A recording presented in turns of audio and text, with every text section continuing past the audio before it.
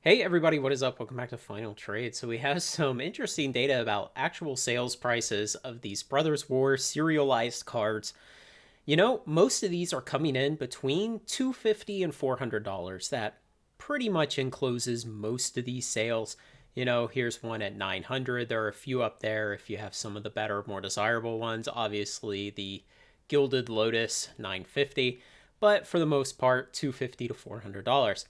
So that's kind of interesting. But what's really interesting is trying to tease out what this might mean for the collector boxes that these come in. Because remember, you can only get these through the Brothers War collector boxes. So if I come over here, P Football Pete, so he's one of the biggest sellers. He might be the biggest seller of Magic products on eBay. But what is he selling in his store of Brothers War? Well, he's got set booster boxes and commander deck sets. And actually, the $72 is pretty good if you're actually interested in having those commander decks. Not really for investment, but just in general. But Card Shop Live, which is actually also Binder POS and Channel Fireball and TCG Player and eBay itself. Um, all those companies are the same company. It's so confusing. But they're not selling anything Brothers War? That's interesting. And Flipside Gaming, this is the third big dealer on eBay that I watch a lot. And he's got, let's see, set booster boxes, jumpstart boxes, bundles, some Warhammer thing that has the words Brothers and War, and set cases and jumpstart cases. So, he's not selling the collector boxes either, which is kind of interesting. So we come over here to TCG Player, and we see $213 today. Not bad. I mean, it's still selling at a loss for most card stores at that price. And we come down here and we look, well, there's a decent number of them. If you wanted to come on here, there's maybe, 40 boxes in that, 220 and below kind of category. So, the prices look pretty decent. It's not like they're going up to the sky based on just the actual sales prices of the single cards inside, the serialized ones at least. So it looks like the prices are staying pretty stable. We can go ahead and take a look at the case sales. So the interesting thing on TCG Player, yeah, 4 cases sold yesterday and 7 sold the day before. Some super brave person bought 4 cases all at once. And the previous day, yeah, another 2. So, case sales are decently healthy.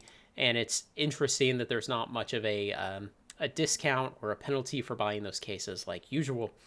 So where am I going with all of this? Well, it's really odd that these big dealers are not selling them. Did they sell out?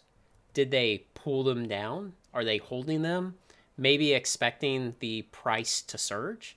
It's weird that if one participant in the market, or especially 3 large connected, well capitalized, and well informed participants in the market all think it's worth pulling the product down and just holding it for now, then why is everyone else not doing it?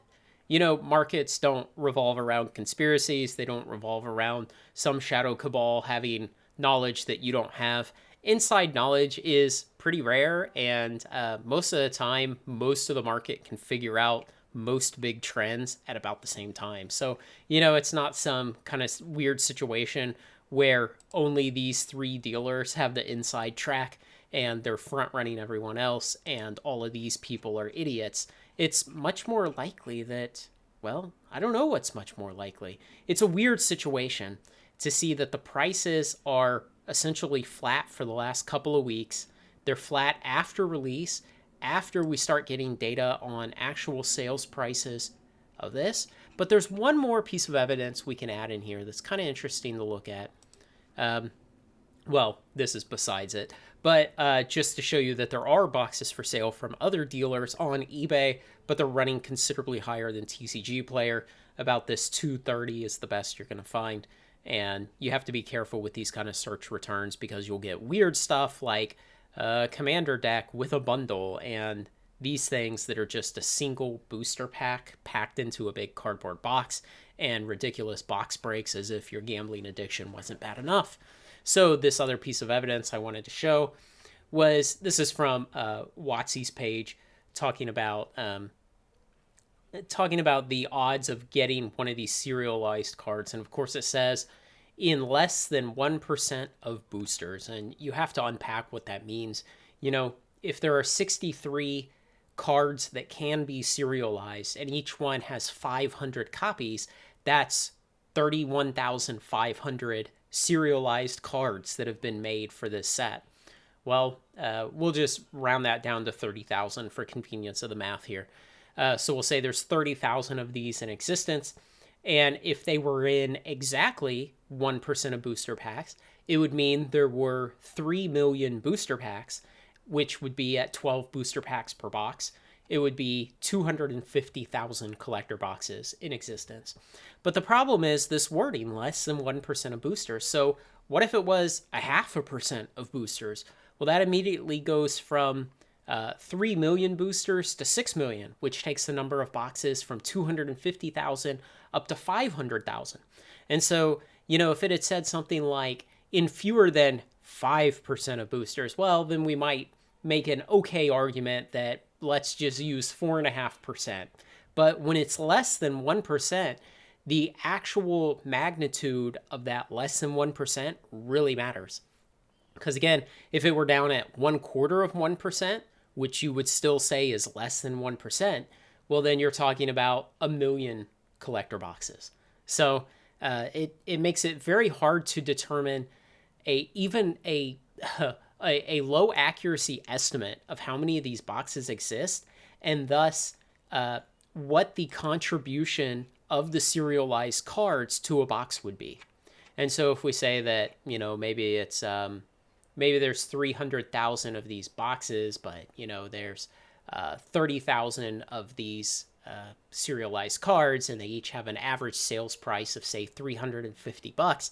You can start doing some simple math there, and you can start to figure out that one booster box might have 10 or 20 or 30 or $40 of value added to it in terms of the chance of getting a serialized card in it.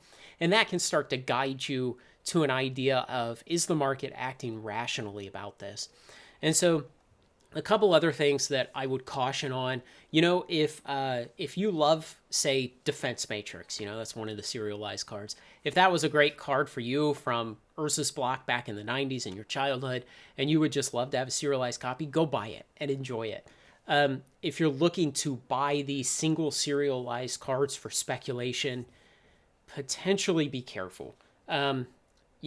Maybe go ahead and buy one today and then wait a week or two and see what happens to the prices. Because the fact that the collector box prices, at least over on TCG Player, aren't spiking up like crazy indicates that maybe there's not a ton of momentum here. And it's really hard to say because, again, we're in a terrible macro environment and we're going into the Christmas season. And so there's everything like macro-wise stacked against this, even if the serialized cards in the vacuum of the expansion are a great product.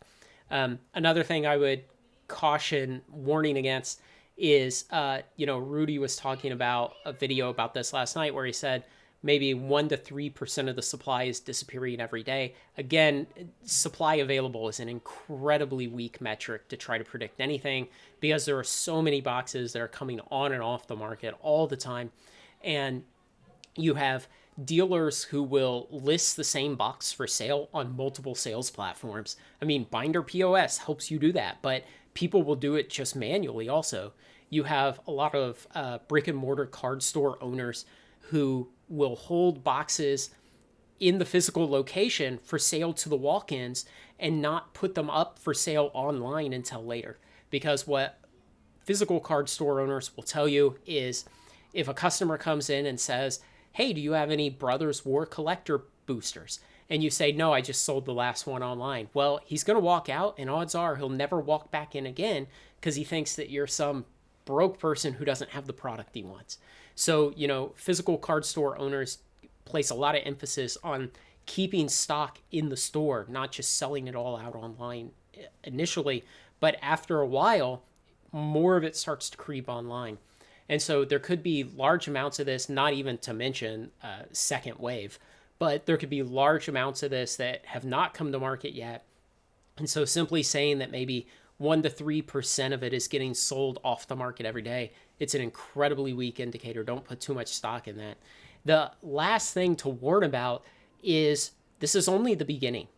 And, there's, what did we say, 30,000 serialized single cards produced in this set. And if WotC decides to go ahead with this, you can expect the next time they do it, there will be at least 30,000 more. And the set after that, there will be at least 30,000 more.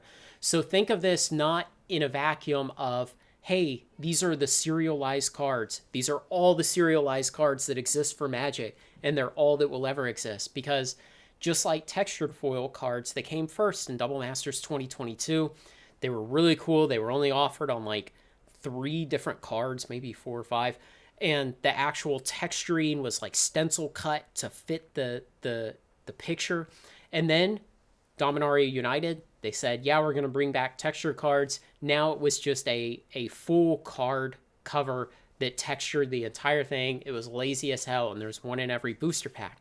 And so I be careful that you keep in mind that eventually there will be more of these. These won't be the only serialized cards ever. And so, if you're risk averse like I am, you might say, you know what, I'll just skip this set and I'll wait to see how these serialized cards do over the next month. And then I'll maybe wait till the next set that they come out in. I'll see how the market digests those, how much WotC way overproduces. Maybe next time they're out of 1,000 instead of out of 500. So just bear in mind all of those things, that there is risk in this. It's not free tendies. It's very risky right now. But, maybe we'll look back and we'll say $300 for the Ichor Wellspring number 489 was an absolute deal. But you might also look back and say, boy, the second week in January, as people started to get credit card bills from the Christmas season and they capitulated and started selling out all their serialized cards they thought they were going to hold for free tendies, that was really the best time to buy. So, there's a lot of interesting information around this stuff right now.